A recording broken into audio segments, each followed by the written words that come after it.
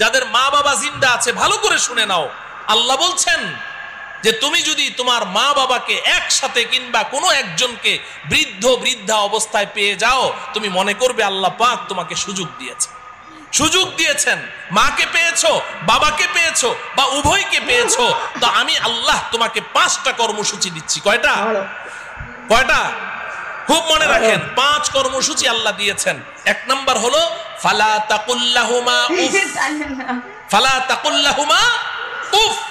তুমি তোমার মা বাবার সামনে এমন কোনো কথা বলতে পারবে না, এমন কোনো কাজ করতে পারবে না যে তোমার কথায় কাজে কষ্ট পেয়ে তোমার মা কিংবা তোমার বাবা বলবে উফ।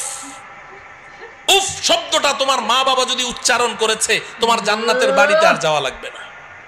কিংবা তোমার মা বাবার কোনো কথা শুনে তুমি বিরক্ত হয়ে বললে উফ বাবা থামো তো, উফ মা চুপ করো তো, এই যে তুমি উফ বলেছো, তোমার জন্য জান্নাত হারাম হয়ে যাবে।